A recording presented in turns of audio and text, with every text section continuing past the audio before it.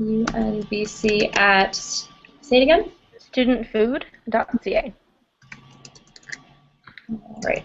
Thank you. I think I should have everyone. Oh, thanks, Sarah.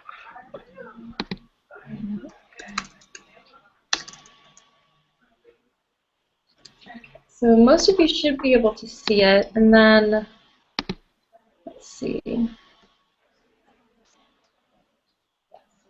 See that? I see the document. I'm not seeing anything on it yet. Oh, really? Yeah. You've got it, Mel? Yep. Maybe it's just my computer.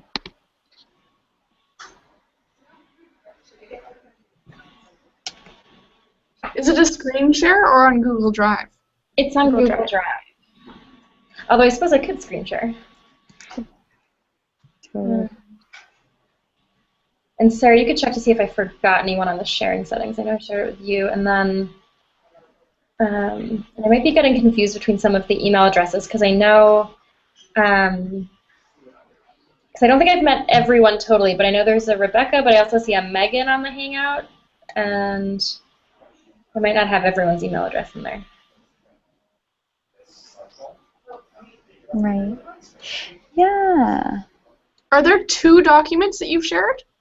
Oh, I just added one by accident, but it's meeting minutes from our last Hangout. Okay. Okay. So the one that we're looking at has introductions, recap of MX RFC collaboration. Is that the right one? Yep. Okay. Awesome. Okay. Beautiful.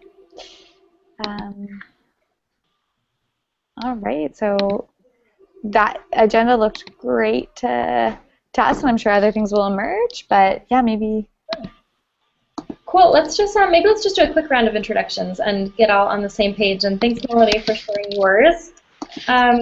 Do you want to go through? Let's just go around. And this is partially for me to have a refresher of everybody in your role, including new folks, and then also just to introduce myself to you all. So maybe I'll just go ahead and start if someone else wants to take notes for a bit. But I'm Emma Brewster. I'm the program coordinator for Real Food Challenge. And so that means lots of things. The calculator is one project that I work on among many. And so I support students, within the context of the calculator project, I support students all across the U.S. who are working on the Real Food Calculator research project. And that means everything from technical support with just our website to research support and also just leading all the projects that help the calculator develop. So right now, it's actually great timing. We're working on a project this summer which is looking into all of the different food certifications that are either broader than or narrower than the U.S.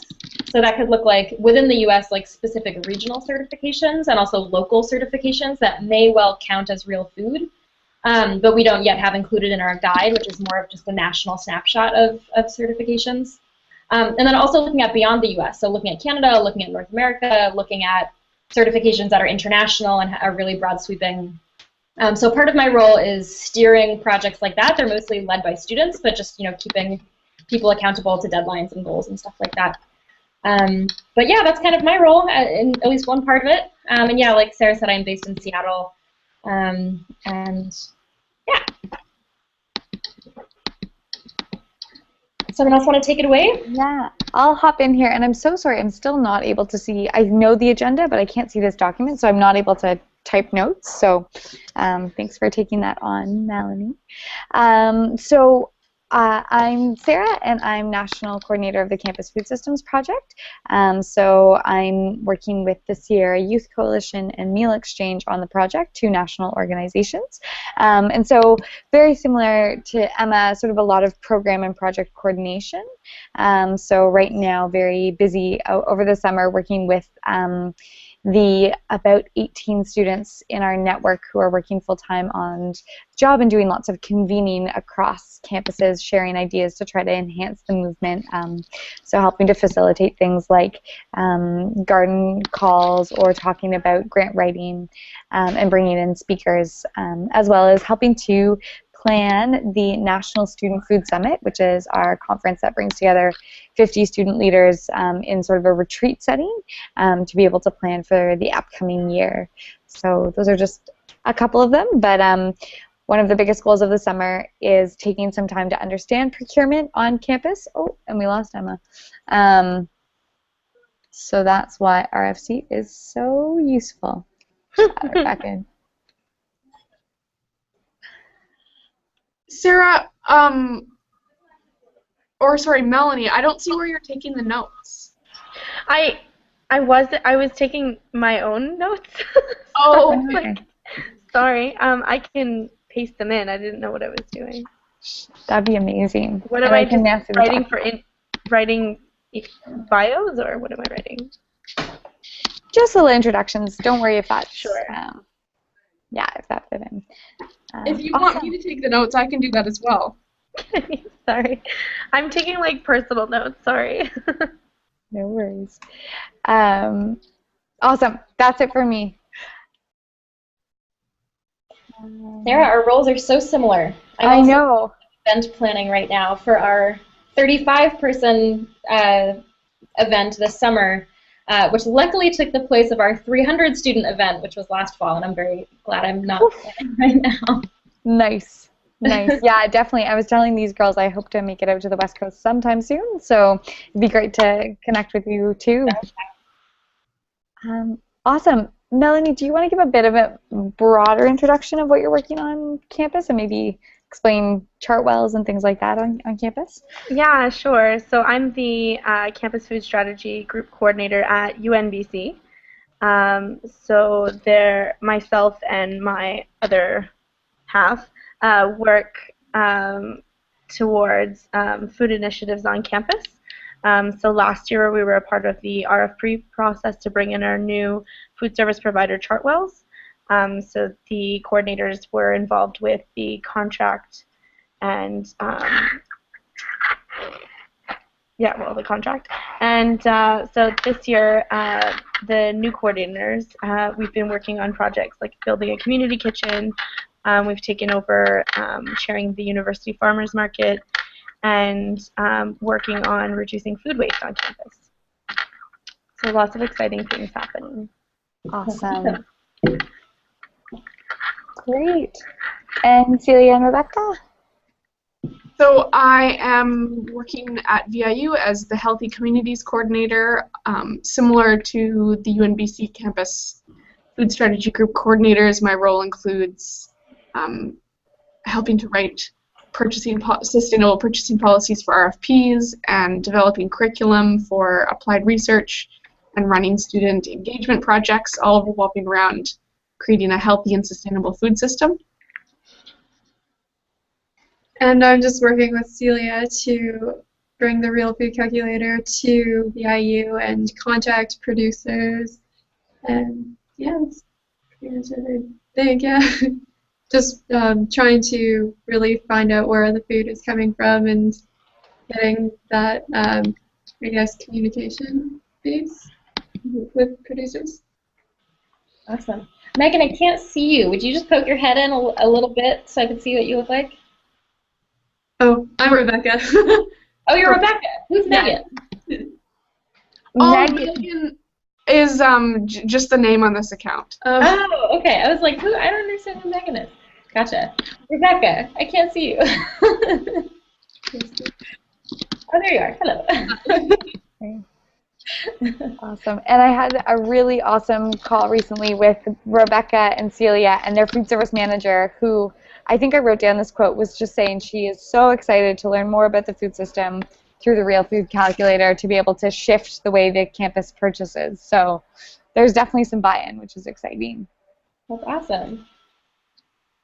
This is so cool. I mean, just listening to everybody's introduction, it makes me just very happy that we've become friends in this together. It's just really great to hear about so much similar stuff going on, and it feels really fun just to have some counterparts and some buddies over there working on really similar stuff. This is great. I'm just thinking it might be really interesting, Emma, if you're able to give a super brief overview on how many campuses are using the Real Food Calculator and what it means. Yeah. So right now we have 151 institutions in the U.S. who have signed up to use the tool. I can see in just a moment what that actually means for us. Which right now we have 88 of those institutions are like in the process of actually doing it. So a lot of people sign up and then it'll take them a while to get started actually doing this type of assessment, but we have 88 who have like crossed the threshold into actually taking steps to do it, which is exciting. So that's a lot of institutions. It's a lot of money that's being looked at through this tool and a lot of products that are being investigated. It's only a fraction of all the institutions that are in the U.S., so we still have more work to do. But it's a lot, and our rate of adoption is really increasing. Especially since we developed our online tool for the calculator assessment, it's made it much easier for people to get started with it. So we've definitely seen an increase over the past few years. And just to give a little bit of context for how this all fits together. The Real Food Challenge, we have a national goal in the U.S. of moving $1 billion by 2020 of college food purchases. And so far, we're at about 75 million as of this past spring, where the California State University system committed all of their campuses all at once to doing a massive purchasing shift. So that was a big win. And how the calculator fits into all of that is that with a measurable goal of $1 billion by 2020, or getting to 20% of every campus to purchasing real food by 2020, we obviously need a way to measure that, and that's where the calculator comes in. We need to have actual metrics to keep track of that stuff. So the calculator is only one part of a larger goal and a larger mission, but it's often one of the first steps that campuses take to get going with that. Yeah. Amazing. Something that we do in Canada is just divide by 10 often to, so we have about 100 to 200 campuses, and we're looking at about $500 million worth of food. Yeah. Just a little smaller. Yeah. Fabulous. So yeah, there's a lot of things in our agenda. I think that I just wanted to do a very quick recap of how Meal Exchange and Real Food Challenge have collaborated so far. And to be honest, I'm probably not even the best person to offer this type of recap. I've only been involved very recently, and I know that the partnership has been going on for years plus. So I can contribute what I know, and I might look to Sarah or some others to fill in a little bit as well.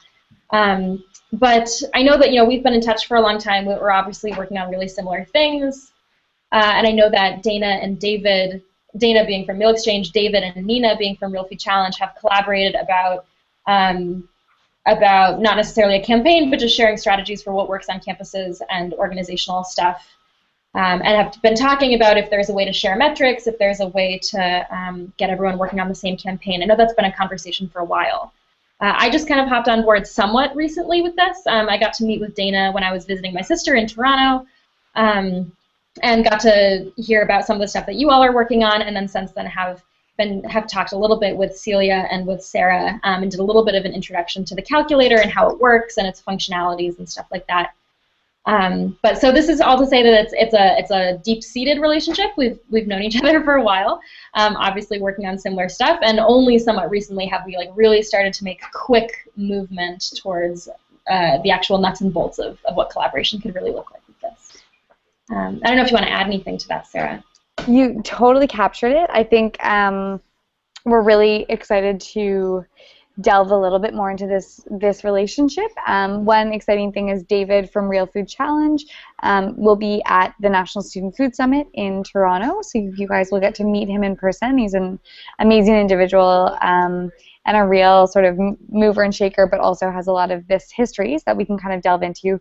And I think we're also looking forward to being able to share some of our thoughts and resources around hunger, access, with Real Food Challenge too, of sort of making this a really beneficial two-way partnership. Yeah, so that's sort of, I think, it to date, but definitely Real Food Challenge has been an inspiration for us with the Campus Food Systems Project because of the amazing uptake and momentum and student empowerment. Yeah. And so one of the most recent elaborations on this partnership is the drafting of a memorandum of understanding between the two organizations. And I don't want to take lots of time to go over that or really get too in depth there. But just to say that we now have one. I don't think it's totally finalized yet. I think part of the reason is that I haven't gotten around to adding comments to it yet.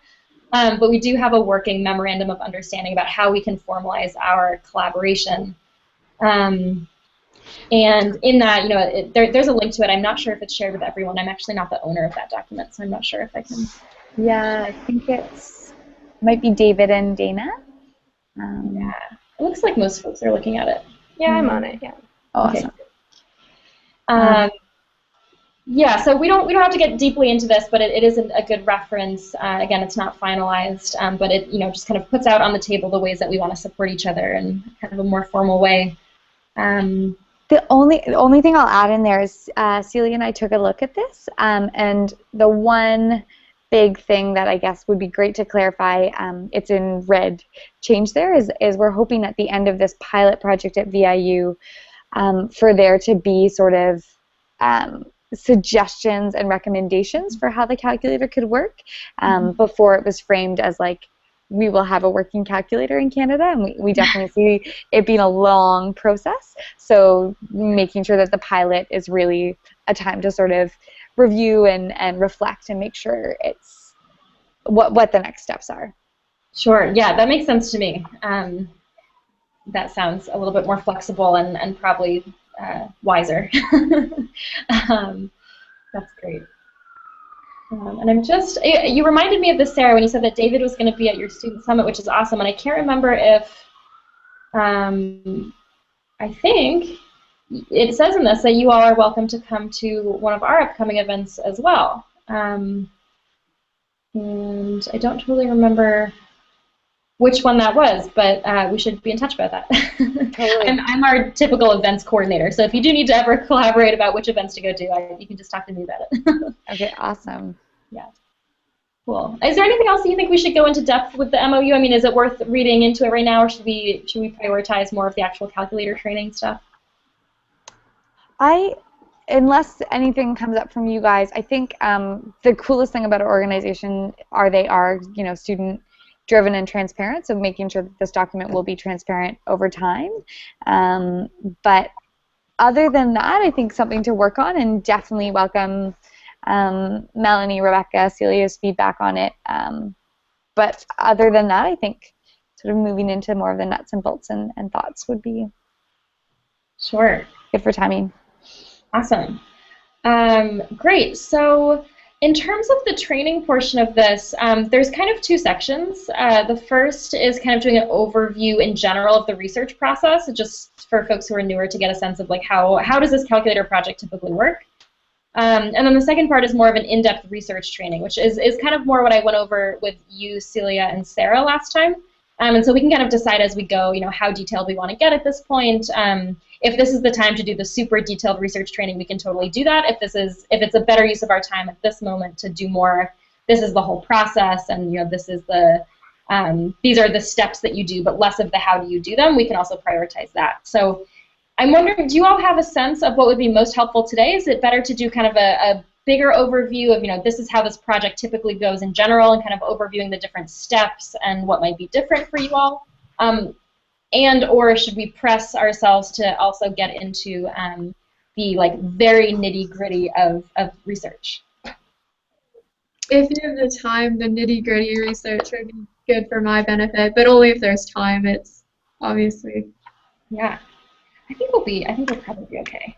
Totally. Rebecca, it'd be great to get a sense too of where you're at on the research, and to sort of share what you've done so far and what you're finding as areas where you think you'll get lots of traction, and areas where it'll be pretty sticky. Yeah. I think it would actually be helpful to hear kind of right off the bat, Rebecca, where you're at so far, because if you're actually further along in the process, I don't want to spend time going over things that maybe you've already realized or have already kind of figured out. So it would be helpful just to hear a little bit about where you're at in general. Well, I found the website really helpful. It was really good at explaining things. So far, I've just tried to contact a list of a few producers just to establish not necessarily a relationship, but just to for more specific products where I can go and get more information on. So basically, just like the very beginning of it. But I feel after a bit more training, I'll be able to know, like, specifically know, like, what exactly to look for the more specific details of the actual calculator. Sure. And obviously, this is incompatible. I mean, the online seems really great, but I was just going to put it in Excel format until, you know, as the pilot project, I guess. Yeah. Cool. That's But great. just to hear you say more like information on what is local, fair, ecologically sound, etc., would be really helpful just to make sure that I'm doing everything correctly. Sure, yeah. And I assume you've seen the Real Food Guide Yes. document? Yes. Great. And so yeah, we can go through all that stuff. It'll be helpful if you all also remind me if I forget that we should be figuring out ways to keep track of what we, and this is maybe Melanie where you come in especially, finding efficient ways to keep track of all the things that we're learning is difficult or is different. So, I mean, obviously the calculator is very much designed for the US context, and so finding good ways to keep track of just all the stuff that we find is like, well, this doesn't really work because of this, or, you know, here's something major that we've come across. It would be good to come up with systems for keeping track of all that stuff. So if I forget to address that, definitely remind me.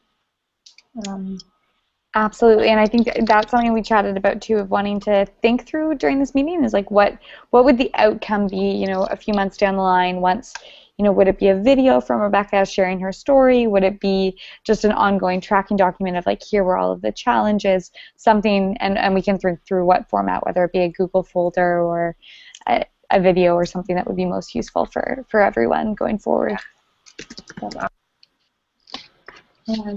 Great. So why don't we start with just a very quick process overview, and given a lot of these steps, Rebecca, it seems like you've realized you can skip a lot of them because you're doing like a more Excel-based or just spreadsheet-based research, which is great. But just to give everyone a little bit of background about how this stuff typically goes, I'm going to actually attempt to share my screen with you all so you can see what I'm looking at. 1 second.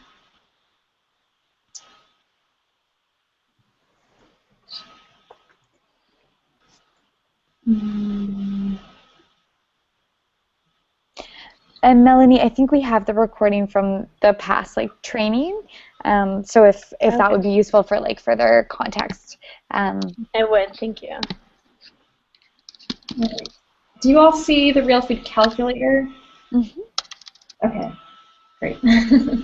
I first attempted to share my screen and I just was sharing back what I am seeing of all of your faces, and so I saw that. you know, a little much. Cool. So yeah, I think that probably, Rebecca, what will be additionally useful is to look over those notes. But just to get us kind of starting from the same page, I just want to do a quick overview of what this usually looks like, and that will kind of set us up for how this might actually be different. So I'm going to go up here to the process on the website, and you're welcome to follow along on your own thing as well, but I'm just thought sharing my screen would be easier. And I'm going to go to this thing that says Researcher Instructions. And this is the place where most students start from. Sometimes people aren't great at reading the instructions, and so sometimes they need to be reminded. But this is the place where most researchers will start from. So typically how this works is that, I'm not going to go through all of this because some of it is definitely irrelevant, but you know, students get in touch with someone, or an RFC point person in their region to get started with this project. They spend some time reading the resources, which is the same stuff that I sent you in preparation for this call. They meet with their dining services folks to say, you know, is this feasible? Do we have the data? Are you willing to share it? That type of stuff. And then spend some time figuring out the scope of the project. And so that's where people decide, do I want to evaluate a full 12 months of purchasing records? Do I have the capacity for that? Or are there ways that I could be supported by my institution in doing that level of detail of research? Or is it more feasible to look at a 2-month sample, which is what most people end up doing. We suggest that people choose a 2-month sample that is representative of the entire year. So don't just choose July and August, because obviously probably your local purchasing will be inflated in that case because there's just more local bounty, especially in the more northern parts of this country where you can't get a lot of stuff most of the year. So we encourage people to choose a representative sample. And that includes things like looking at events that go throughout the year. For instance, we know that the food that campuses purchase tends to look very different on, let's say, Parents' Weekend and when there are prospective students coming to school as compared to the rest of the year. So trying to be mindful of different holiday breaks and also mindful of, is it Sustainability Week on campus, in which case the data will be skewed because there's going to be much more emphasis on local or sustainable purchasing. So we support people in choosing some good months. And again, most people do end up going with a 2-month sample, although some do a 4-month sample, a 6-month sample, or a 12-month sample. And we make sure that those months are distributed evenly across the year to be representative. So that's kind of the scope. We've already completed those first 4 steps. Fabulous. Yeah. That's great. Which are the months that We Melissa chose suggested? September and February, but now I'm thinking with that suggestion, maybe February is not, just because we have like our reading break during then. So would January be better? Because then you have like the fall and then the winter. What would you think? I don't know. Did you guys catch that? Emma, what would be your suggestion for 2 representative months? We were thinking September and February would be good, but we take, as university students here, we take February a reading break. So we're wondering if now February wouldn't be the greatest month for a sample. Would September and January be better, or what would be your Well, suggestion? that depends on what's going on in January too. I mean, I don't know enough about your campus context to know definitely. But are people still on holiday break in January, or is everyone back on campus during that time? Generally the first week back in January. So yeah. Yeah, I mean, in that case, January might be better. Because sometimes with reading week, or if there's any time where people are away from campus, the actual just scale of purchasing is much smaller, and so you have less data to work with, and a smaller sample size or a smaller data set always lends itself to being less robust in the statistical side of it. So it seems like January might be better. If you actually looked at the size of your February budget as compared to the size of your January budget and realized that it wasn't actually that different, it might not matter that much. Okay. But yeah. And Melissa is away for the next 2 weeks, so it might not even be feasible to change it. Yeah. Fair enough. Okay. Yeah. But you also don't have to have all the data right off the bat. Like you could occupy yourself with figuring out, focusing on September for a while and get the data later. Sounds good. Yeah. Thank you. And which is the year that you are looking to assess? Are you looking at the 2013-2014 academic year or something earlier? Yeah, last year. Okay, great. And what's wrong with November, March though? Those are 2 full months in the middle of the semesters. I don't know. It strikes me as, are there different patterns at the beginning of the semester versus halfway through or in the middle of it because of startup, or? Well, just with Emma's suggestion, that's what we're kind of thinking now, maybe to have a more basic kind of month when you have holidays influencing, or even orientation week, obviously. Yeah, that's what I would have assumed, November, March, but that's just The reason we chose to include September initially was because there's still an abundance of local produce available, so we'd have 1 month where there's more local purchasing and 1 month where there's a lot less, whereas November and March both have not very much local purchasing, so it's not necessarily an accurate reflection of the whole year. Right, okay, yeah. Great. And it's not a perfect science to choose the months. I mean, I imagine that if you took, an abundant sample in September and a very lean sample from February, and then you averaged them, that you'd come out with something somewhere in the middle. And I imagine that if you just assessed November and March and then averaged them, you'd also end up with something kind of in the middle. So it's not a perfect science. I would encourage you to look out for things that I don't know what to really call it, but to look out for some things that could be called bulk purchasing. So for instance, I've seen some campuses where they buy all local tomatoes And then they can them themselves, and they do lots of exciting things with those tomatoes, whether it's making tomato paste or sauce or something like that. But the tricky thing is that because they actually honor the seasonality of that product, and because they are really great about purchasing from local suppliers, they actually purchase all of their tomatoes in 1 month in the whole year, and then they never buy them again the whole rest of the year, at least for those items. And so you could run the risk of some of those larger purchases not being reflected if you happen to choose a month where they didn't purchase any tomatoes, or if they, you know, still had enough left over from last month that they didn't need to get any more. And so I've definitely seen that. So I would just encourage you to keep your eye out for purchasing cycles like that if you know anything about how your school operates, or if you happen to be looking at financial data and being like, oh wow, they spent, you know, $35,000 on something, which would mean maybe that it was a one-time purchase for the entire year or something like that. So that can be a little bit tricky. I don't think you're going to have an issue with that, but just a flag of something that can sometimes happen. You need a process of amortization to like even it out. Yeah, we could do that. We've thought about that with some schools, just to make it fair and make sure that that like big investment is honored and reflected in their data.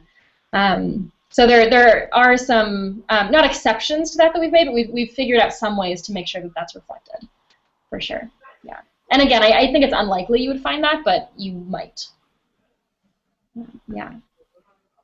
And so just a couple last questions about the scope of the project. That's usually the place where, so we actually ask people to complete an assessment plan, which says, you know, which are the months that you're assessing, what is your work plan to get folks to articulate, you know, are you planning on working 40 hours a week? Oh, that sounds kind of unreasonable. Or, you know, 5 hours a week or something like that. So have you thought, Rebecca, about, and I know you have a bit more of a structured environment for this, but have you thought about the work plan in that way, and like how many hours per week or per, you know, whatever that you're planning on spacing this project out around? Well, now with this meeting, I was hoping to achieve about 10 hours per week. It's just my position ends at August 8th. Okay. August 8th? Yeah, so I just want to get the ball rolling, for sure. Yeah. But I totally see it with the 2 months. I totally see that being feasible, for sure. Yeah. I don't think I would be able to complete the whole year cycle, but with the 2 selected, I think it's fine. Yeah. Great, and we can skip a lot of these next steps because they're really tied to either the U.S. context or the online tool. So sometimes every time students have to find an institutional official, which is how the university consents to this project. But obviously we have Celia here who is serving as that kind of implicitly. And then we do ask people to complete the campus food baseline survey, which is just collecting like really basic information. How many dining halls are there on campus? How many meals are served in a week? What is your purchasing cycle? Are you contracted out? It's very basic information. Which I forget what we established about this last time. Did we decide it might be interesting to try and fill that out and to see how far we get, or did we elect not to do that part? I'm wondering, so I think, actually, I wasn't there when we created this with the Campus Food Systems Project, but I think Dana took our quote-unquote baseline assessment from David. So VIU actually has that information for the most part. So I'll just check in how similar it is, but is like how many cafeterias, who runs the cafeteria, you know, that general baseline information. Sure. All right, cool. And I can send you our list of questions as well for you to compare it against. That would be awesome. Yeah. Cool. And then so once the baseline survey is completed and I make sure that all the information is there, I ask students to create the assessment plan, which is what I was saying before when you're evaluating the scope of the project. So it's a way to record, you know, who are the researchers, what's the plan, what are the months. And you all don't have to do that, but that's where we get people to articulate that. Gain access to your data, which it sounds like you've done. And then the next part is to get trained with me. So I bring students through a similar training that we'll do in just a second. How do you do the research? How do you answer tough questions? What are best practices? Stuff like that. And then you actually log the purchases. And many students do this in an Excel format or in a spreadsheet format just because it's a little bit quicker. And many students also use an online interface to log the purchases. So that can go on for a while, just depending on the size of your assessment, working on that systematically. And then at the end, you calculate your results, which I think for doing it in the spreadsheet context, we can just do it through coding a spreadsheet. We could also attempt to upload your data into kind of like a false account in the calculator so that you can get the graphs that are usually output. I think that would be really useful for reporting. Is doing a false account, just so we can present, because the graphs are really visually appealing. Mm-hmm. Yeah, we can totally do that. We can make a bit of a dummy account just so you can get your results that way. That would totally work. And then the final step is participating in an exit interview, which is where I finalize people's data, I do some quality assurance and make sure that they didn't miss anything big. And then also just get feedback about how was the process, what could be improved, do you have suggestions for improving the website or the process or anything like that, and just an opportunity to share learnings and finalize people's results, and that's the whole thing. Any questions about that? I know that, again, only some of that is relevant and some of it will look very different, but is there anything that I could clarify about the typical process that would be helpful in preparing for your process? Anybody?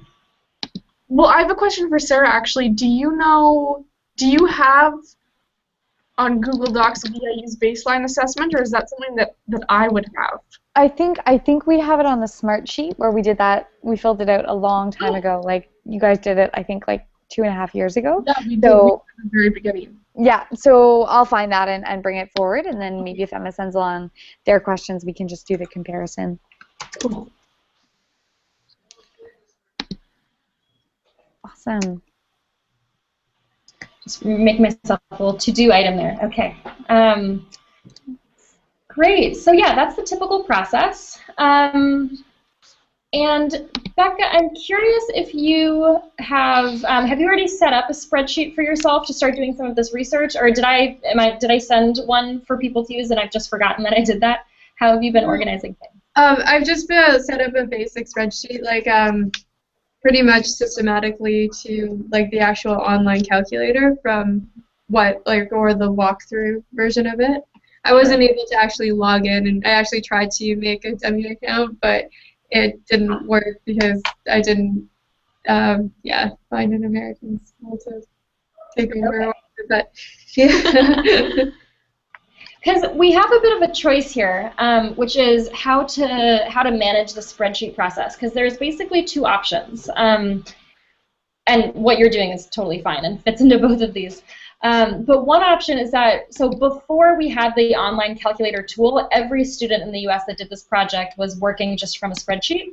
And that spreadsheet is color-coded, so that when you say yes, it's real, it pops up green, and if you say no, it's not real, it turns red, and there's some visual things like that. And that spreadsheet is also coded to calculate real food results in general, what is the real food percentage, and then also, by product category and all of that. So that is something that exists and that I could share with you. On the other hand, oh, sorry, go ahead. Oh, sorry, please do, yeah. No, that sounds amazing, actually. Yeah, so that would be really, it's already set up for you to find your results that way. That said, the format of that spreadsheet is not the same as the spreadsheet that would need to go into the calculator to generate the graph.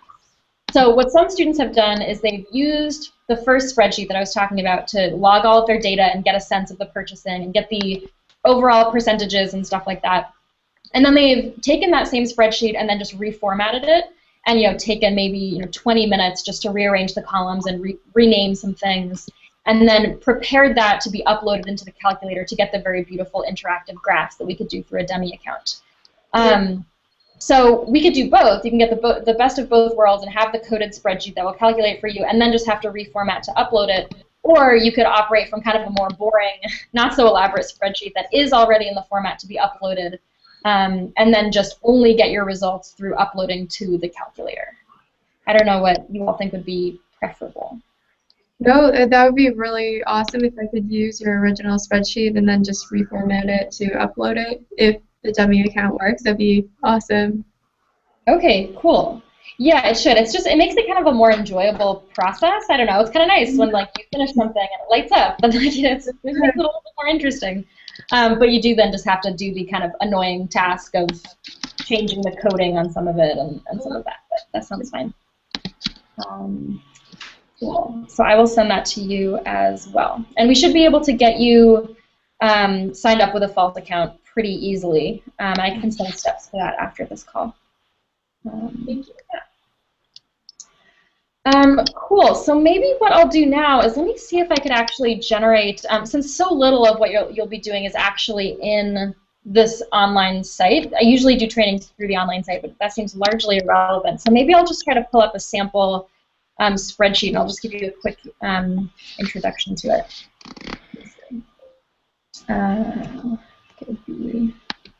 We haven't used these in so long. That's funny.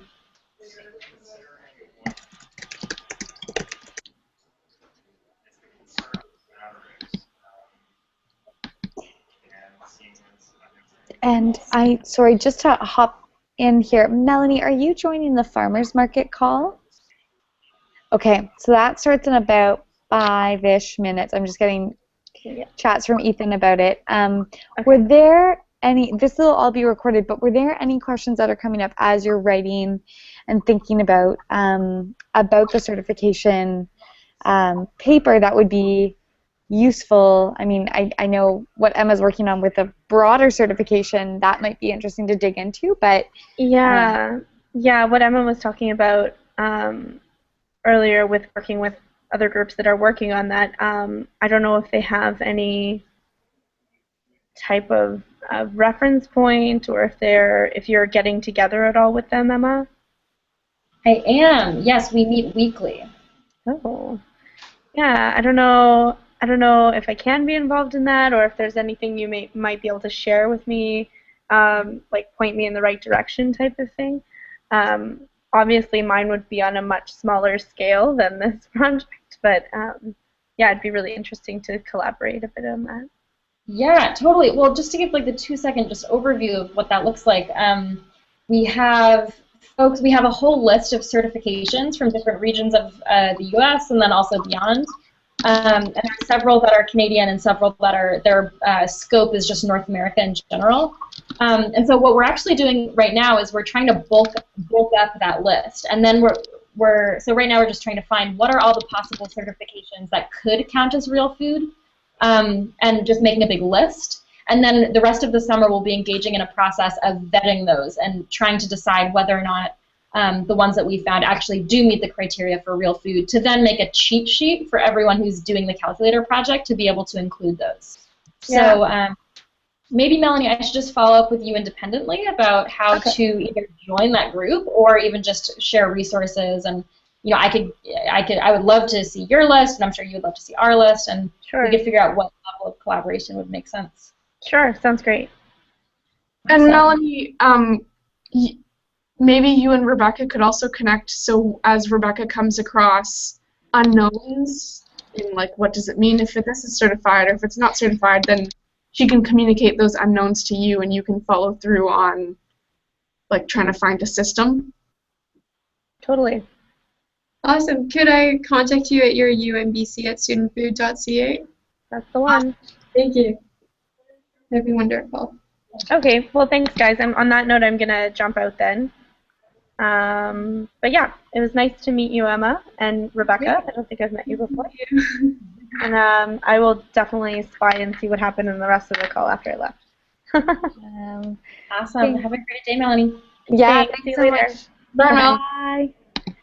Sorry, Melanie is the farmers market expert for Campus Farmers Market, so she's hosting a call with about 6 other campuses, including Laura will be there from VIU. So cool. Awesome. All right, can you all see this colorful spreadsheet that I've pulled up? Yeah. Very colorful. Indeed. So this is the coded spreadsheet, and it's really pretty straightforward. You know, you put your vendor in, which is the name on the invoice, most likely that you would have access to, the product code, however it's listed there, the label or brand, and the distinguishing factor between the vendor and the label is that, you know, vendor might be Cisco or, you know, something big like that, and then the brand would be something like Tropicana or, you know, some big thing like that. The product description is the actual name of the product as it is listed on the invoice, which in some cases is a bunch of gibberish, like abbreviations and codes. I'm sure you've started to see some of that. So however it is listed on the actual invoice, these are a little bit simplified, maybe to the detriment of people actually doing the process. But yeah, whatever it says on the invoice. And then the total money spent in that individual purchase. And then the product category, which in most cases is fairly self-explanatory. Obviously, you know, yogurt is dairy and chicken nuggets are poultry. Sometimes it's a little hard, like for example, dried milk. Is it dairy or is it grocery or something like that? If you find a product and you're just like, I do not know which category this should most appropriately fall into, you can definitely let me know. For the most part, it is fairly straightforward. So that is that part. And then these 5 columns about is it humane, is it ecologically sound, etc. These pertain to the Real Food Guide, which you've seen, and we'll talk over a bit in a second. And you basically just answer the questions initially about is it disqualified for any of the disqualifying ingredients or the disqualifying criteria that are listed in that guide. Does it meet the criteria for local, yes or no? And you'll notice that if I change this to yes, it will change the color. And then, is it fair, ecologically sound, humane? It's a little bit hard to see on this, but this says NA. If it's not an animal product, it doesn't fall into the humane category. So that's what that means. And the one that I would actually send you would actually probably have some more columns just to make it easier to do the reformatting later. So for example, when things are uploaded into the calculator, we ask folks, not only is it local, but we ask them to explain the reason for which they're categorizing it as local, and they would choose the appropriate criterion from the list of criteria in the Real Food Guide, just as a bit of a double check. For you, some of the things might not be totally relevant, like for example, if you can't find something, or if you find something that has a certification that doesn't fit the Real Food Guide, that descriptor might not register with the online system, but that won't affect your results, that won't affect your ability to get your results. It's just a little bit of one of those little nuances. But yeah, I'll pause there. Any questions about how this is laid out, or you know, where you get the information to go into here, or anything like that? No, that's awesome. I like it. The color coding is awesome, actually. Awesome. And are you finding that pretty easy to translate to with the information that that Melissa Townsend, the food service director, is giving you, Rebecca? Yeah, yes. Awesome. Yeah. I'm going to see if I can find an example of see how this would be calculated. So what this does is there is some very elaborate Google Doc spreadsheet coding that not only color codes it, but actually makes it such that all of the information that you put into that student spreadsheet is actually aggregated, and all of the calculations are fed into a separate spreadsheet, which is this results spreadsheet. And so when I share this with you, I'll share you on 2 spreadsheets: the student spreadsheet where you put in the information, and then the results spreadsheet where all the results are calculated. And you can see that this actually, it takes quite a while to load just because of the amount of information that gets fed into these results spreadsheets. But we'll give it just a second.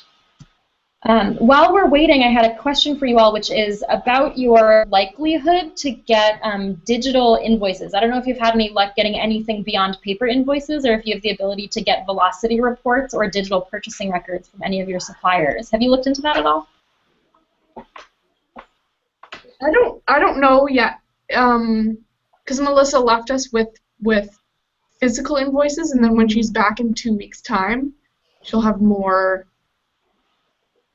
Yeah, she'll provide us with more information. Okay, great. And remind me again, is the VIU campus contracted with a dining services provider, or is it self-operated dining? It's self-op. Okay.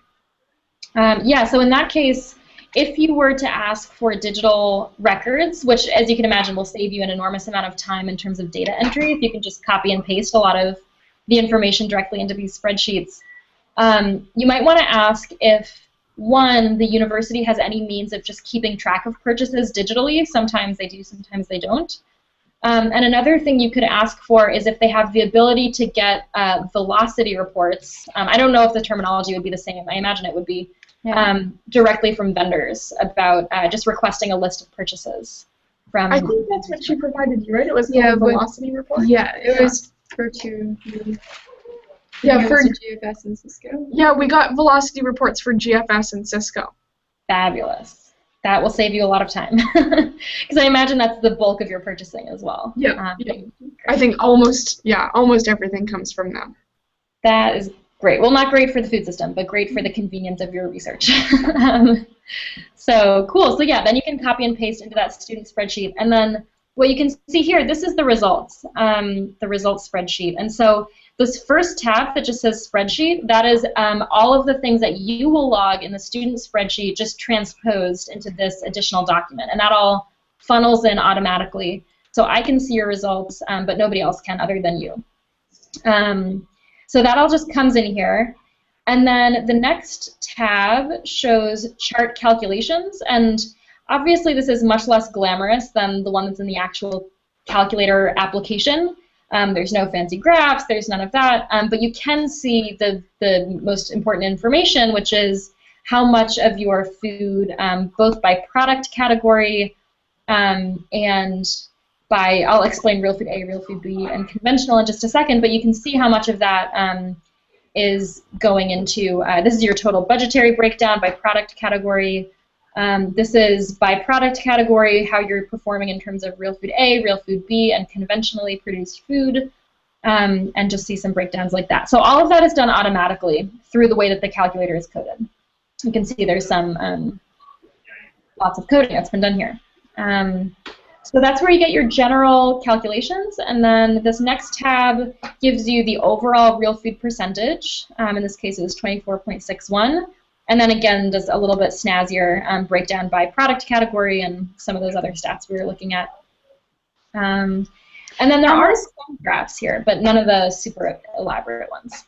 Emma, sorry, this is a really silly question, but just to be clear, how are you doing the averages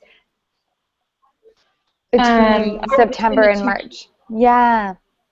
Yeah, so it's actually not an average. It's just the calculation for real food is dollars spent on real food divided by total dollars spent. So we just want to make sure that some of those dollars are coming from a lean month and some of those dollars are coming from a month where there's going to be more abundance. So it's actually not two scores that are averaged, but actually just the total real food dollars divided by total dollars.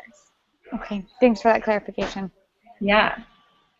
And so when you actually use the spreadsheet, you'll get the bare bones statistics like you see here. This is how it used to be for everybody. But then again, we can feed your data into the actual online calculator and get the much more elaborate results. I'm not even sure what's on this last tab here. Oh yeah, so this is a breakdown by product category. And all of that will just be generated automatically. Cool. Yeah.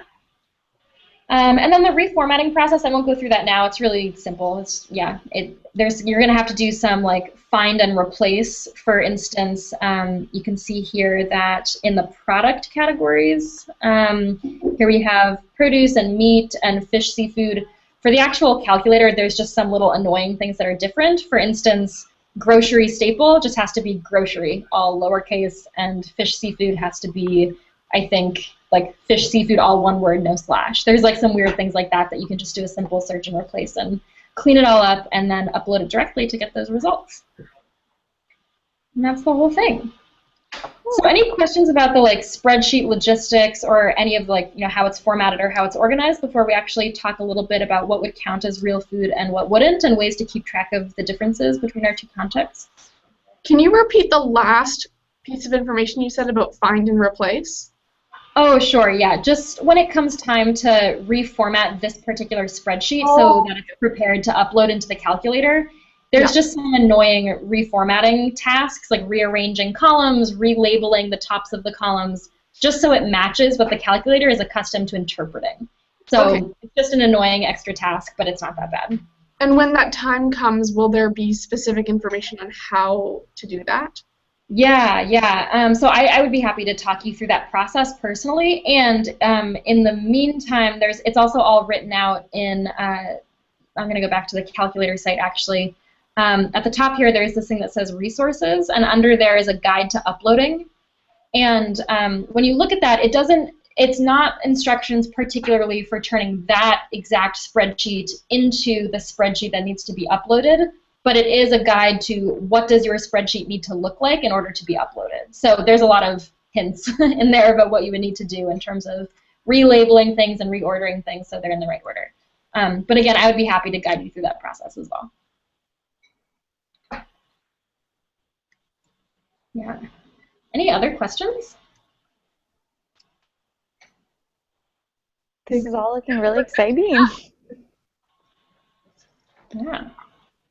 Cool. Well, let's switch gears a little bit and talk a little bit about the criteria for real food and how that might look different in this experiment. So I'm going back to the calculator website here, and then I'm going to go to this tab that says Our Criteria, which you can always access on your own. You don't need to have an account in order to see this type of stuff.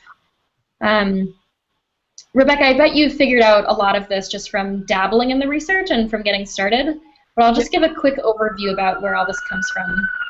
Oh, I apologize, an ambulance went by.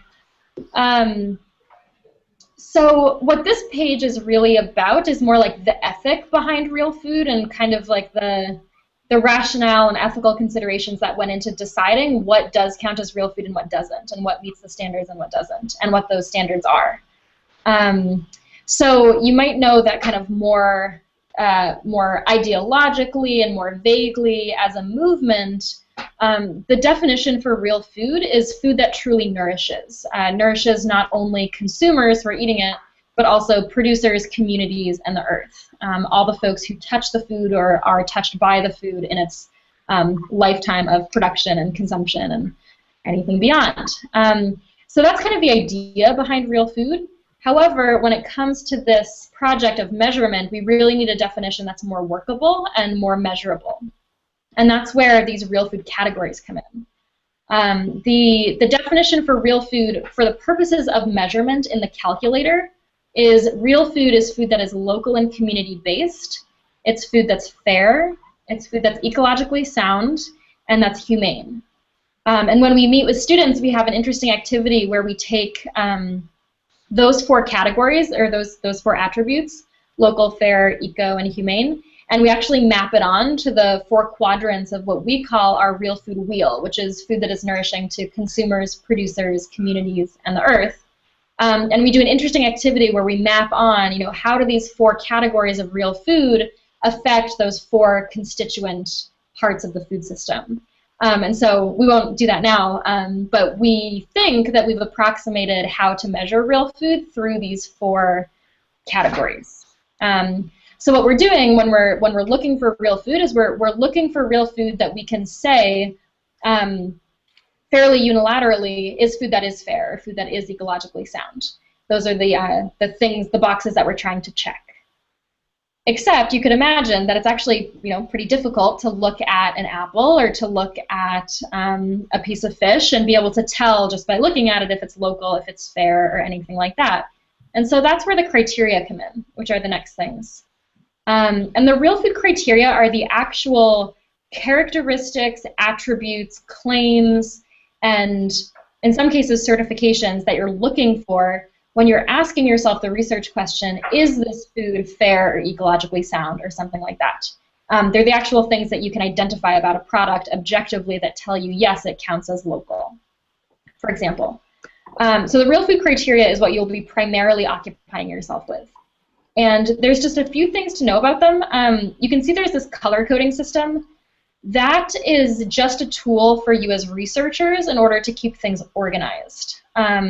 The basics behind that is that in the Real Food Guide, which you've seen, there's a green, a yellow, and a red section. And the green and yellow light section, those are all things that count as real food. The green is things that meet our highest standards, and the yellow light is stuff that still counts as real food, but they just don't meet the standards quite as effectively. But it's basically good enough, is what we're saying. So both green and yellow meet the criteria for real food. And then things that fall into the red section, those are things that do not meet the criteria for real food. And the same with the disqualifications. And when we take a look at the actual guide itself, we'll see there's different parts of the red light section, and I'll explain some of the disqualifying attributes. But that's basically how that works. And again, the colors are just for you to keep things organized. We don't collect any information about how many green light certifications did you have and how many yellow light. That's just trying to keep things organized. So that's that. Any questions about the criteria and how they kind of fit into the categories before we move on to the next part?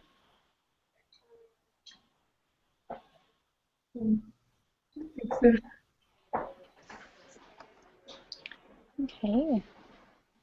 Great.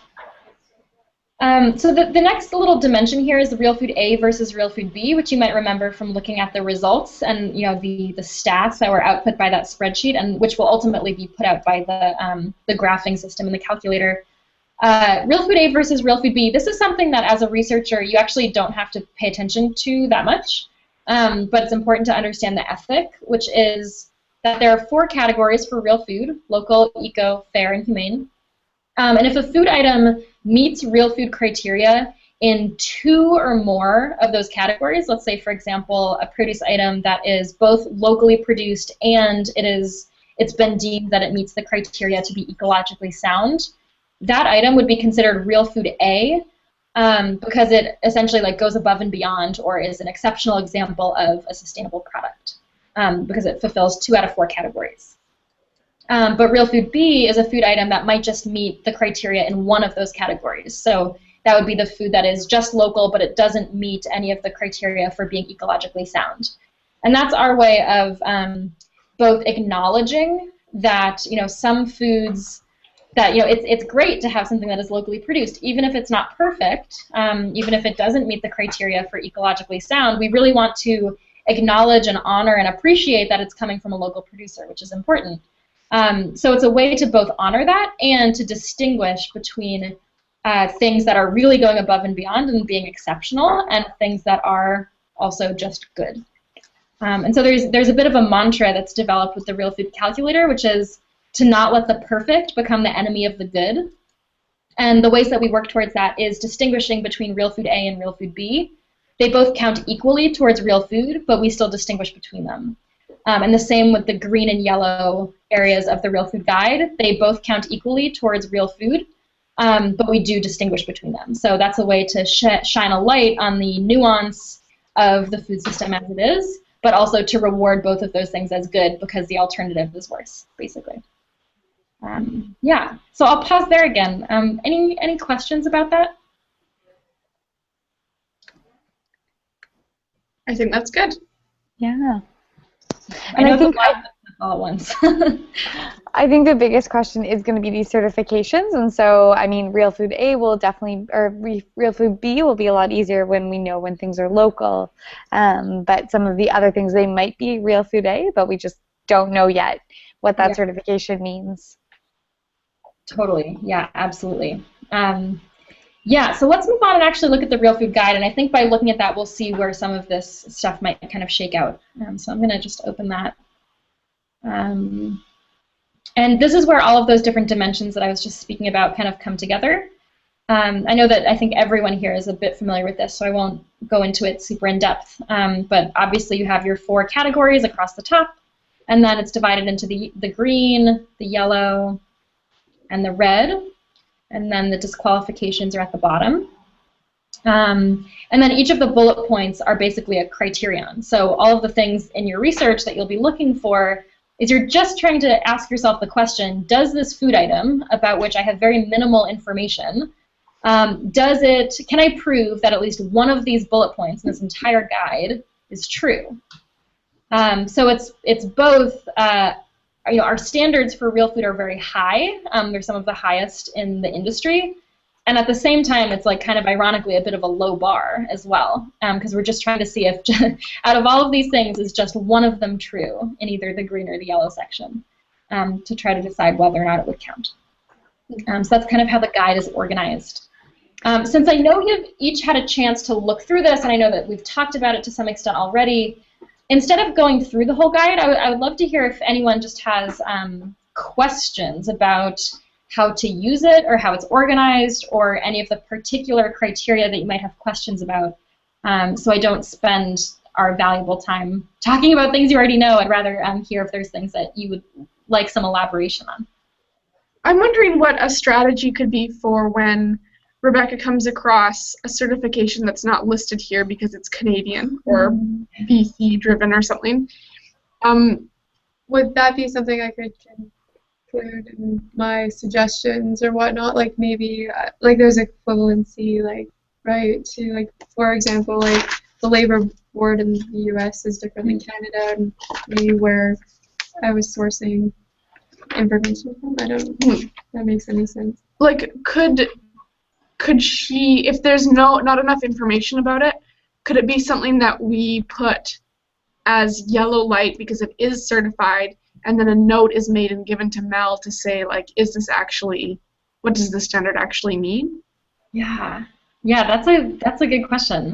Here, I'm actually going to get out of screen share for just a second so we can talk about that. So ordinarily, if a student says, if a student in the U.S. says, oh, you know, this is certified, but it's not certified by anything in the Real Food Guide, we say, well, then it doesn't count. It has to be in the guide.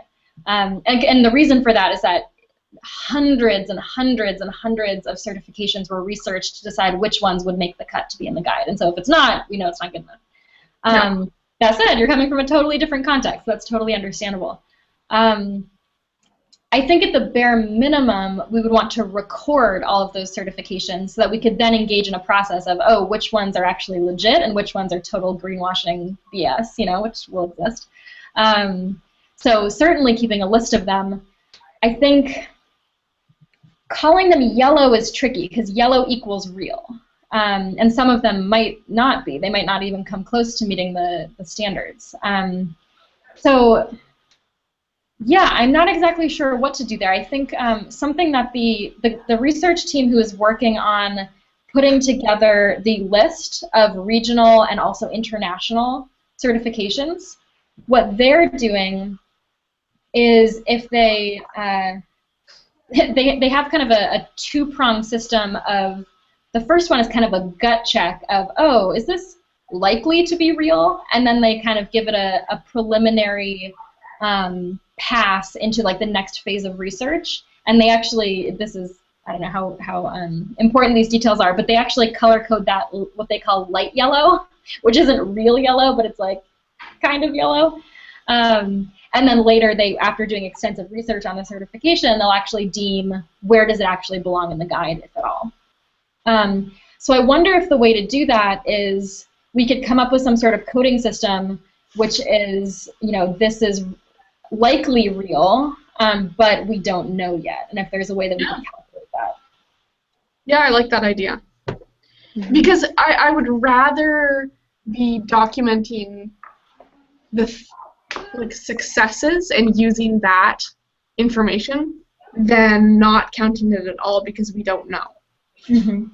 But potentially it could be like it's not recognized in the standards of the Real Food Guide, but it's recognized just for the purposes of reporting for year 2014.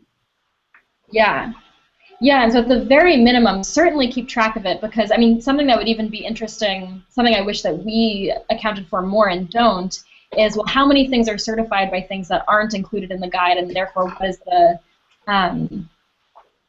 in some ways, like missed opportunity, or, you know, where, how big is the gap, would be a good thing to keep track of. I think it's interesting. Oh, sorry. Well, especially because certified products often cost more, and so it's still indicative of the university attempting to do something right. Yeah, and I think, I mean, maybe what this leads us to also is the question of what is that total, what is the product at the end, or what is the outcome?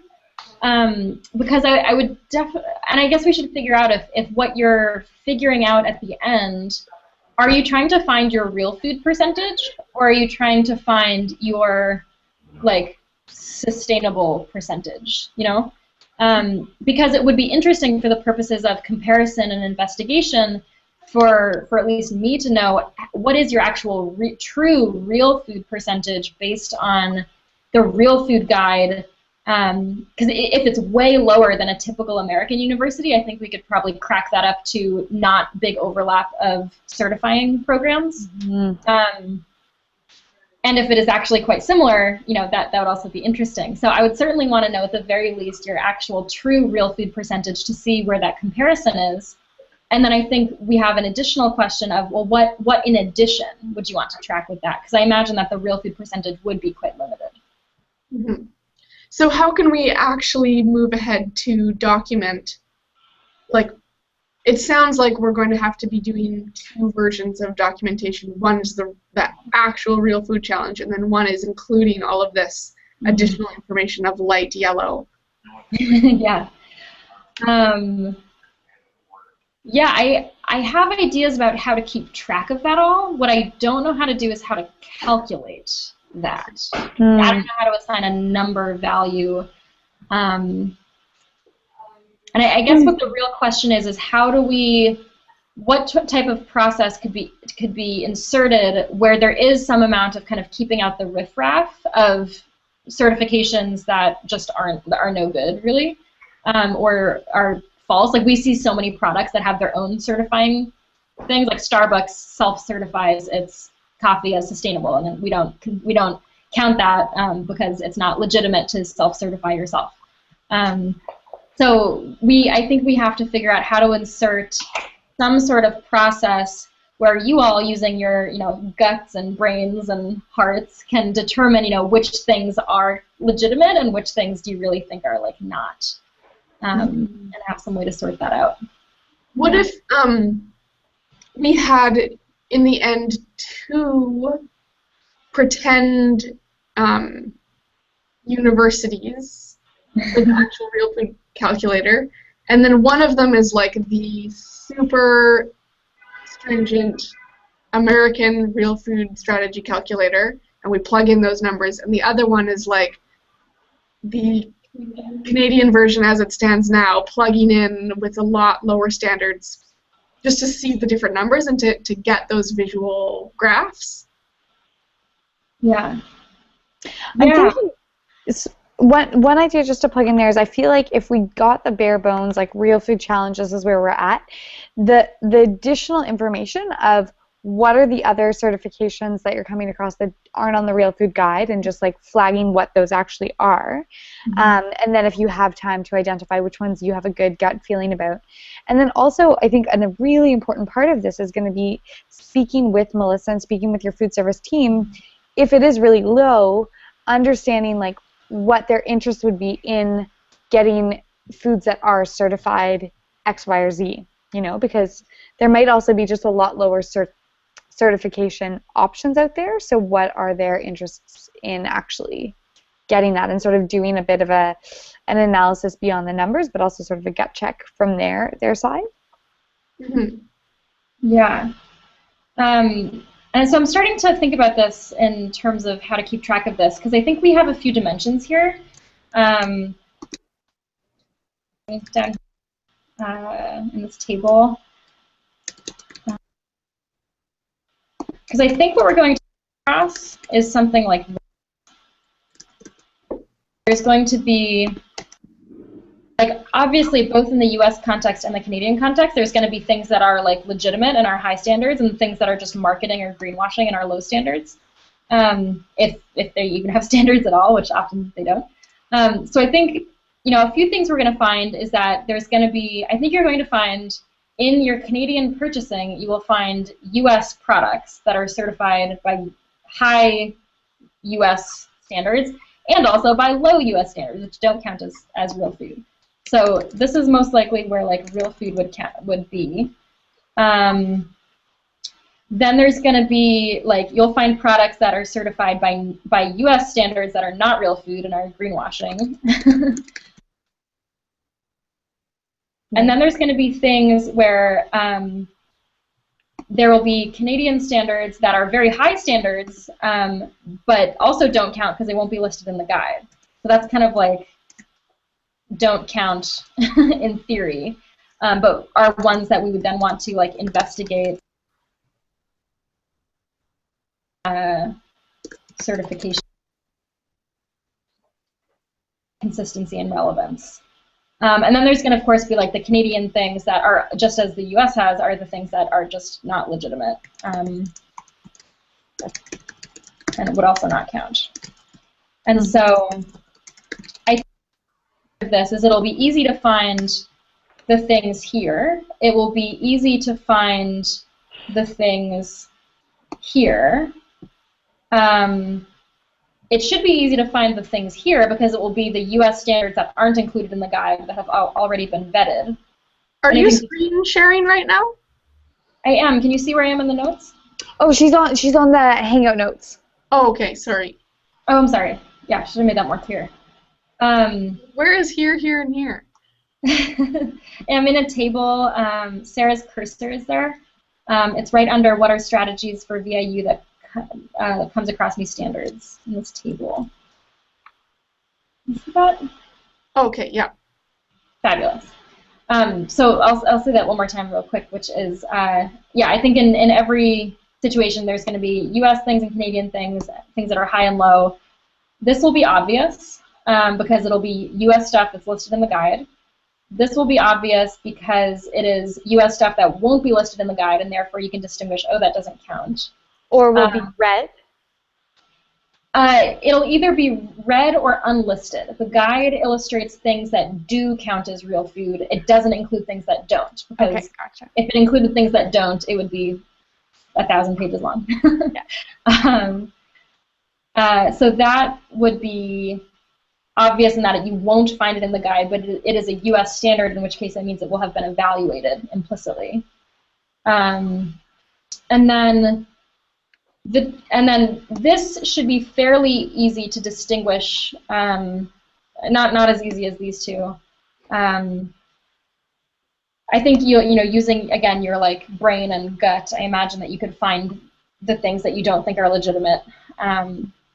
The trickiest thing about this is deciphering, I think, between these two, because that's what takes a lot of time and is what, for instance, the research team that I'm leading this summer, that's what we're spending the whole summer doing, is researching all of these different certifications and which meet the standards and which don't, and deciphering between those. And so that's the part that I think is going to be the trickiest. That's going to be Mel's role, is it not, for in terms of looking at Canadian certifications? Yeah, indeed. And I think the tricky thing is just figuring out the timelines of, you know, maybe Rebecca could keep a list, like we're saying, of all the things that there are questions about, and then that could be handed to Mel, and then she could decipher whether or not they would be consistent with the standards. But I'll tell you, it's a very time-consuming process. There's a lot of research questions, and we have a pretty elaborate rubric for trying to decipher if something counts as real food or doesn't.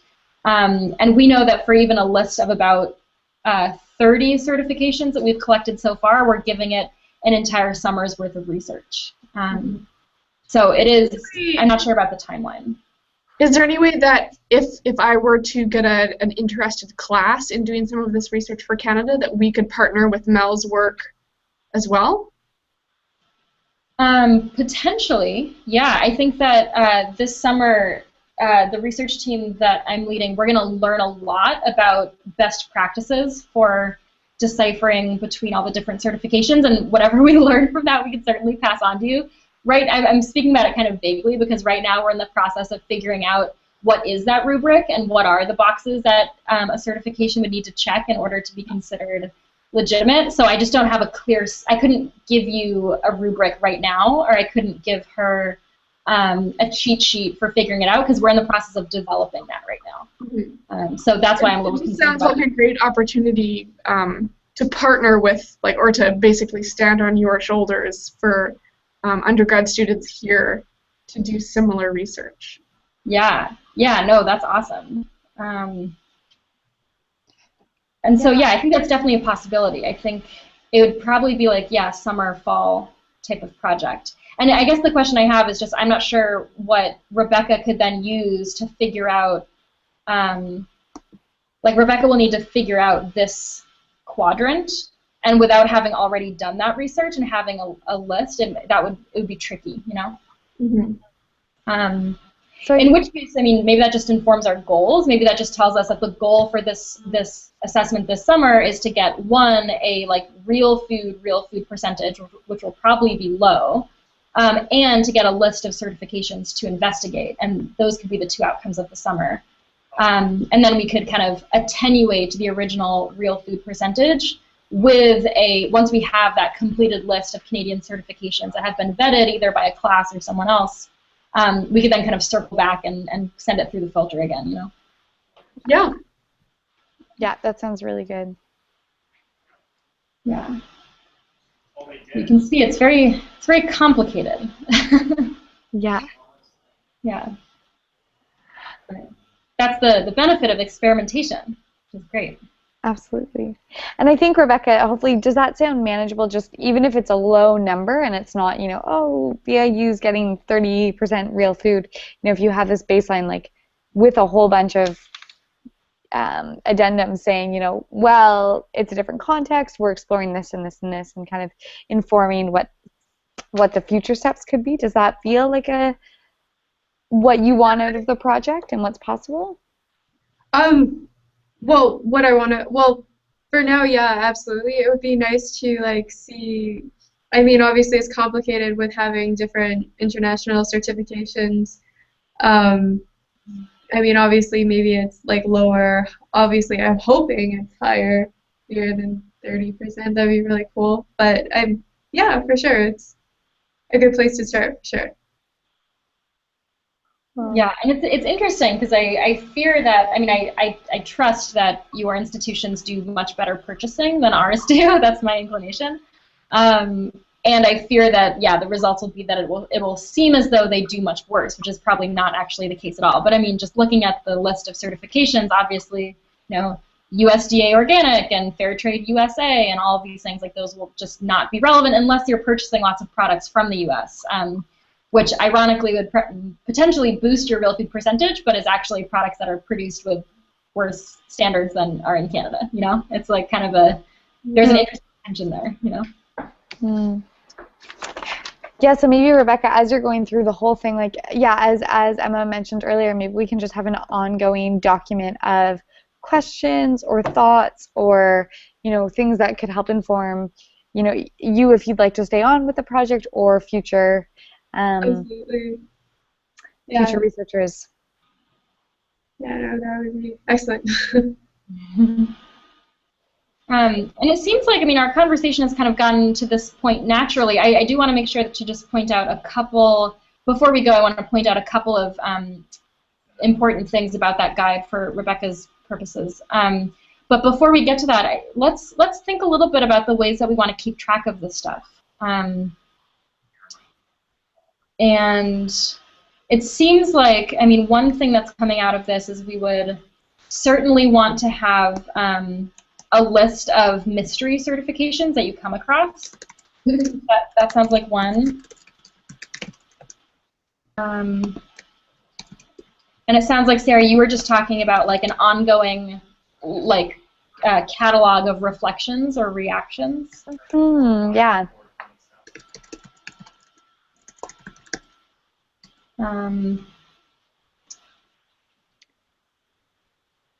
It'd be great if you could share where, like, the invoice, Rebecca, just so we can pass that on.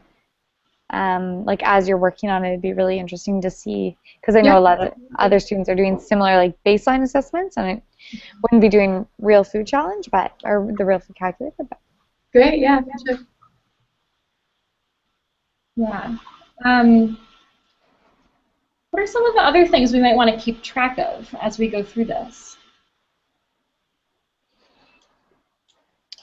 I think it would be interesting, Rebecca, if you're connecting with producers, like, to obviously track their names and where they're at, but also if they have a story of, like, because Emma, my big counter argument, being someone who likes, you know, hopes to have a farm one day, is where are the certifications on being put on small scale producers?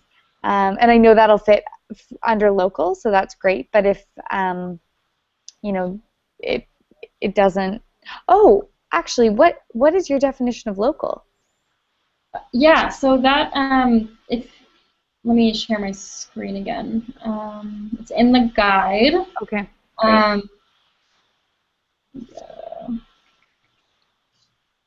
Yeah. But maybe just reactions of like in general of like food services, but also producers to like certifications, what their thoughts are on it. Yeah, so that's a tricky one. I think I can't remember if we talked about this last time or not. Yeah, the certification thing in general is hard. We totally recognize that certifications are exclusive and inaccessible and expensive and limited, and many people go above and beyond the level of what a certification would call for. The reason why we are reliant in a lot of cases, especially in the humane and ecologically sound category, the reason we are largely reliant on certifications there is, one, to guarantee objectivity. We can't send students all across the country out to farms to become, you know, USDA auditors, basically, and to fulfill that same role. One, because it wouldn't be, that's a lot to ask of students. We don't have good ways for upholding the consistency of those assessments. And first and foremost, it puts students in a really difficult position because so many students do this calculator assessment as part of a job where their employer has a vested interest in their real food percentage being good. We've seen a lot of students be put under unfair pressure to make an assessment about a farm in that way, saying that it counts as real when in fact it doesn't, because they're facing pressure from their employer.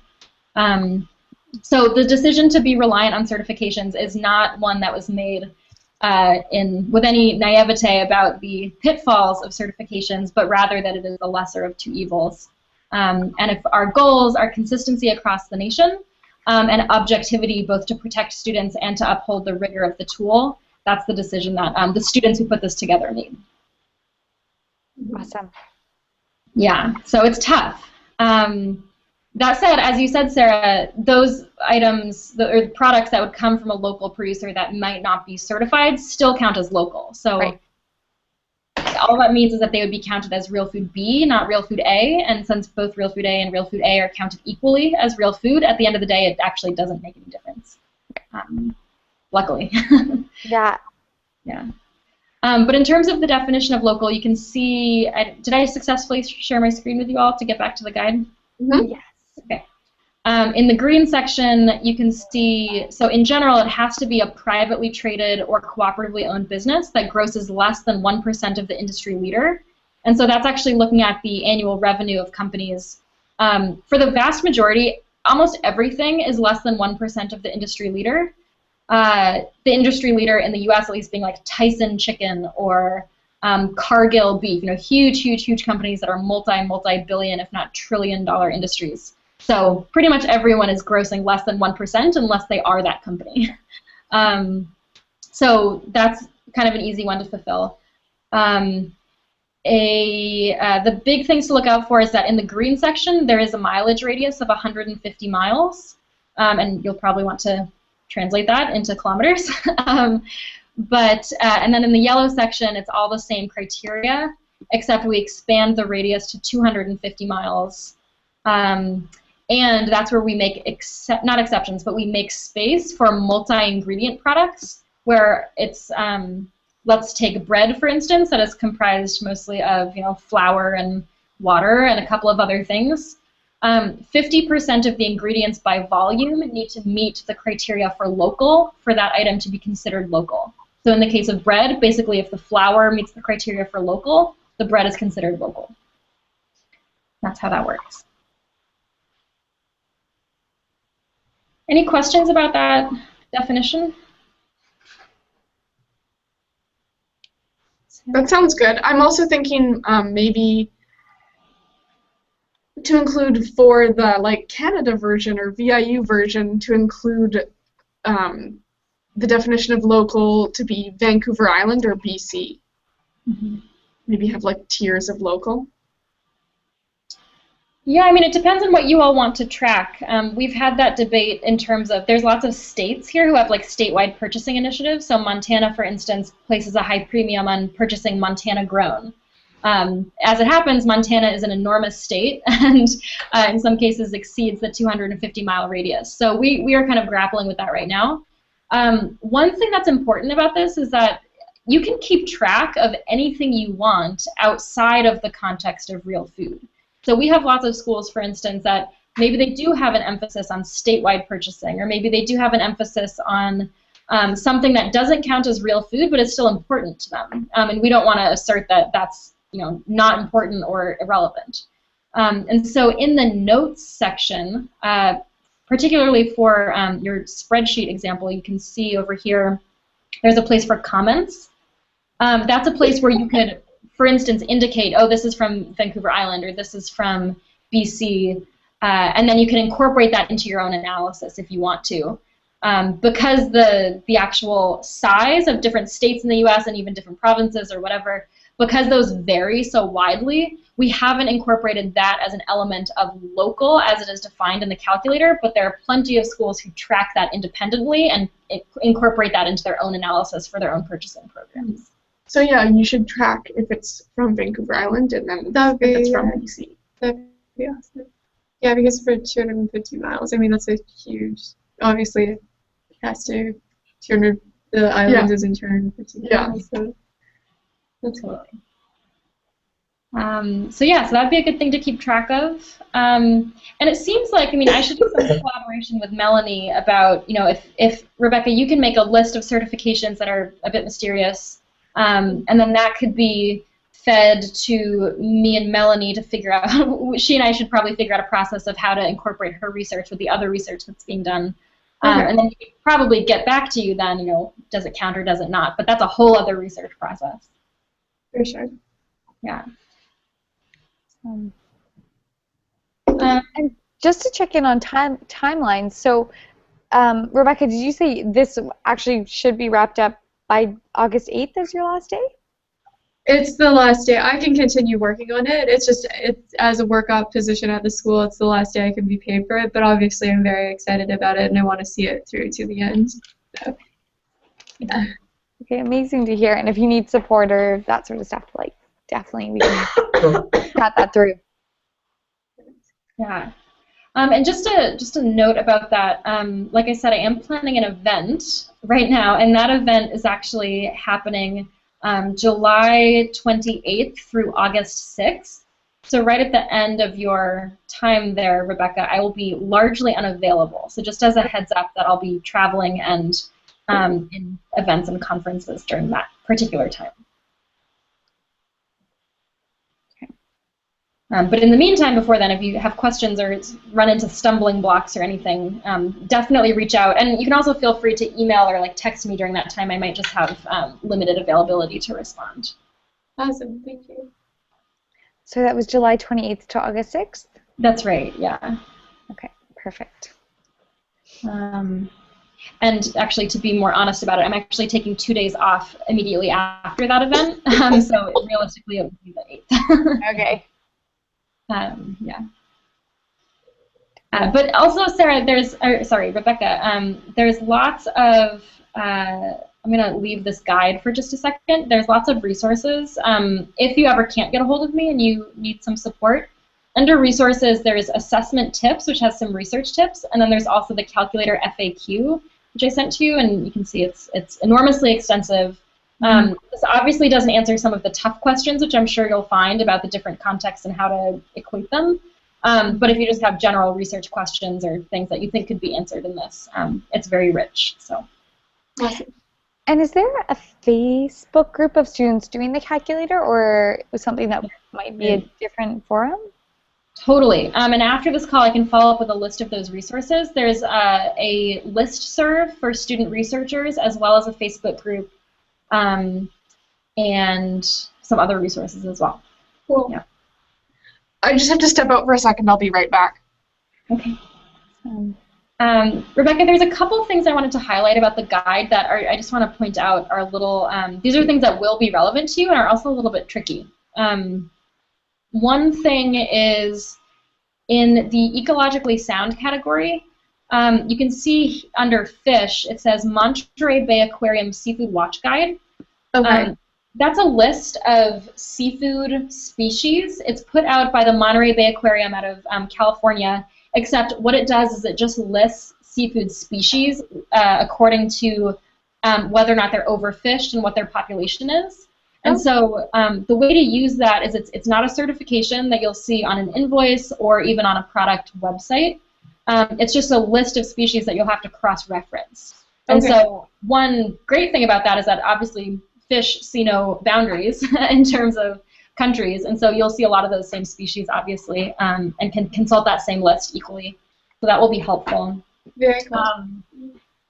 So yeah, they have it's the Monterey Bay Aquarium Seafood Watch Guide Best Choices, and then you can see in the yellow they have the Monterey Bay Aquarium Good Alternatives, which also counts as real food. And then in the red, there's the Monterey Bay Aquarium Seafood Watch Guide Avoid, which is like the really you shouldn't fish these fish. And so just to pay attention to those. And another place where there probably will be a fair amount of overlap is in the fair category. A lot of these are international certifications. And so definitely look out for those. And one thing that is a bit confusing is that Rainforest Alliance, this is listed actually here in the ecologically sound category. Rainforest Alliance certifies both ecological growing practices and also fair labor standards. Oh, awesome. So you will see them, but it's a little bit tricky because they, long story short, they count as real food in the ecologically sound category, which is where you see them here. They do not count as real food for fair, which you'll see them here in the red section of fair. And the basic reason is that they do a really great job of upholding really high standards when it comes to ecological growing practices. And the students who put together this guide determined that they do less of a good job holding up high standards for the fair section. So if you see a product that is Rainforest Alliance certified, it does count as real food. It just counts as ecological. It doesn't count as fair.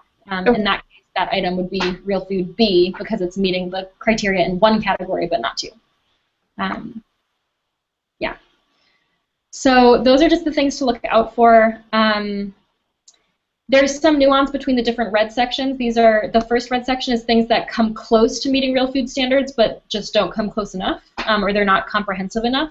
So if you see claims about just raised without antibiotics, that's not enough to count as ecologically sound because it doesn't tell us enough about the practices of that producer holistically. Right. So those are things that come close but aren't enough. The things in the second section are things that are unsubstantiated claims, so things that are marketing or greenwashing that actually have no substance behind them. So just to be aware of those. And then the third red light section, this kind of relates to your question of, if it doesn't count as real food, will it be listed in the guide? And the answer is no, again, because it would have to be very long. But basically what the third red section is, it's basically the opposite of everything else that's in the guide. So just things that don't come close to even meeting the criteria. Yeah. And then just a quick note on the disqualifications.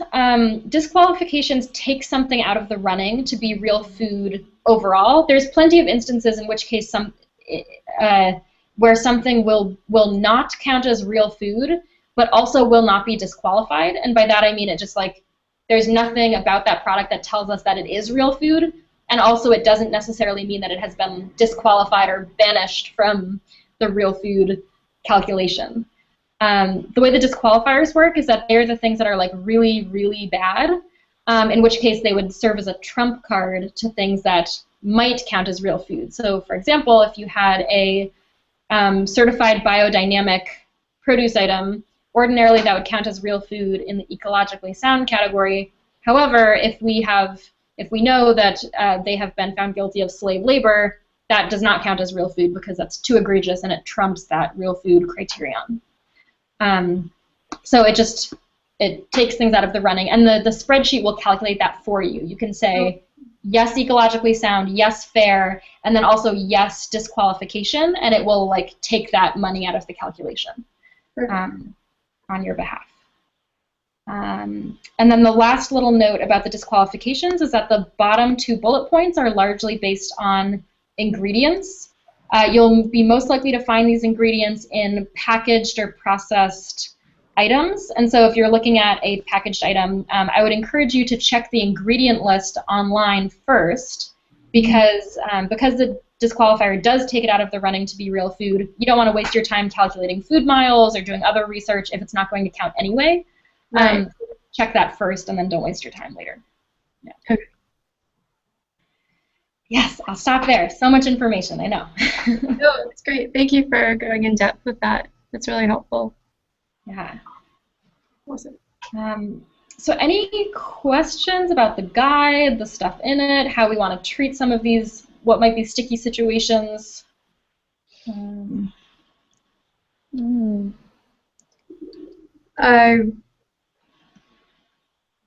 think it's pretty straightforward. I feel like I have really good connections now, and yeah, no, I think it's a good place to start. I mean, I don't have any right now. I'm sure I will pretty soon, but just to get this ball rolling, we'll be able to determine. Thank you for letting me contact you after this for questions. That's awesome. Yeah. Perfect. And so what I might do, I know I have a couple of follow-up items, including to send the baseline survey questions and a couple of other things. What I'll also do, Rebecca, is I'll probably send you, if it's okay with you, I'll send you a spreadsheet where you can keep track of the certifications that you come across that we don't really know what to do with. And I haven't thought through it a bunch, but it might just be a tab on the grander spreadsheet of all the certifications that we don't know what to do with that people are researching. Or it might be separate, but we're going to have to make sure that it's something that you can access, Melanie can access, I can access, and potentially others as well. Awesome. Yeah, I know that. And then maybe I'll leave it up to you how you want to keep track of your different like notes and reflections and whatever like learnings are coming from the experiment of Yes, this. yeah, I think I'll just make notes as I go, and if anything really stands up, just through email, contact you and whatnot, if that makes any sense. Yeah, that works, yeah. And if you wouldn't mind like making that into a Google Doc that is shareable, so we can just make sure it stays in the network, and those questions I'm sure have been either had before or will happen in the future, so just keeping track of those would be great. Awesome. Yeah. Awesome. And Rebecca, I'll follow up with you after this. I'll send that. I'll copy you all on it, but I'll send the list of like the Facebook group of researchers and the listserv and stuff, and I'll include my phone number and all of that in there. Thank you. Yeah, and the only thing I would caution you against is that if you come up with a question that is like particularly because of this like Canadian-U.S. thing, none of the researchers on the listserv or in the Facebook group are going to know how to answer that. So they'll just be confused, I think. So you can direct those questions to me, or if I'm not around and you're desperate, someone else maybe, but they might just be confused. Totally. And Emma, you're being like so incredibly helpful in spending this extra time with us and like looking at the MOU. I mean, this is supposed to be a really, really small pilot project for your time, so if it's ever feeling like priorities are somewhere else, like definitely let us all know, and we can, you know, make sure it's not, yeah, just a small part of your pie. Sure. Yeah. No worries. And thanks for that. And yeah, I'll just say again that we do have this event coming up, and I'm a little bit at the moment preoccupied with planning that. And I'll try to, if you have questions, I'll try to get back to you as soon as I can. And if there's ever anything that's really urgent and you've sent it by email and I don't see it, feel free to send me a text message or something, because sometimes my inbox gets a little overwhelming. Totally. Wonderful. Well, thanks guys so much. I'm looking forward to, I'll be off, as I said, for the next, almost starting next week, for a similar time frame. So looking forward to hearing how things are going, and definitely I guess you guys are already connected with Melanie, but if anything comes up, happy to provide a link there or any support. Cool.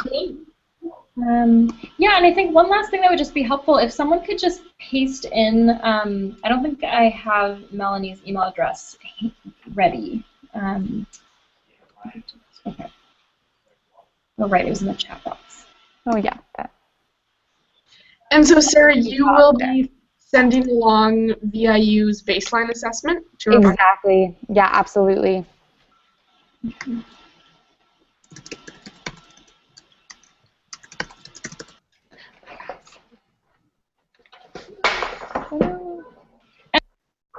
To look at the what like potential results could look like in the actual calculator tool with the interactive graphs. But I think if you had a chance to look through the Take a Tour document that I sent out before this call, that has some examples of that. So you can take a look at it there just so you know what to expect from that. Awesome. All right. Well, this is I have a list of to-dos of things to send out to folks, which I can rattle off right now. Totally. Like in general, we're pretty well set. Great. Totally. Thank you so much, Yeah, Sarah thank and Emma. you.